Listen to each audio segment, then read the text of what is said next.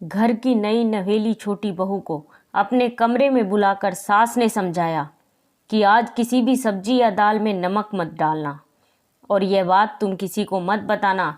भोजन के वक्त मैं खुद सभी को बता दूंगी।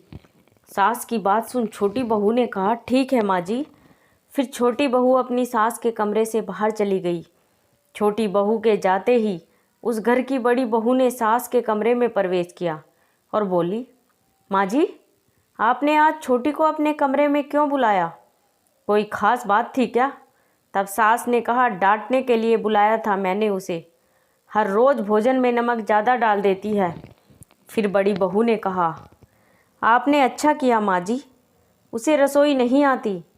लेकिन यह बात वह मानने को तैयार नहीं। माँ जी, आप कहें तो मैं फिर से रसोई संभाल लूँ और उसे साफ़ सफाई जैसे बाहर के काम जो आजकल मैं करती हूँ आप उसे दे दीजिए।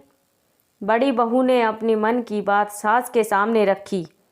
यह सुनकर सास बोली, नहीं, अभी नहीं, आज भर देख लेती हूँ। यह सुन बड़ी बहू सास के कमरे से बाहर चली गई। इधर भोजन का वक्त होते ही छोटी बहू ने सभी के लिए भोजन की थाली सजा दी।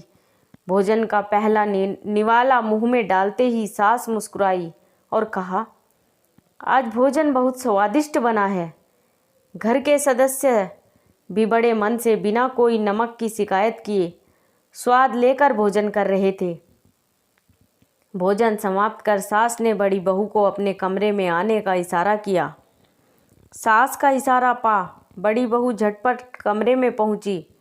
बहू, मुझे पता है कि तुम रसोई अच्छी तरह संभाल लेती हो और तुम्हें भोजन में नमक डालने का सही अंदाज़ा भी है। लेकिन बने बनाए भोजन में दोबारा नमक मिला देने से स्वाद बिगड़ जाता है। शायद इस बात का अंदाज़ा तुम्हें नहीं है।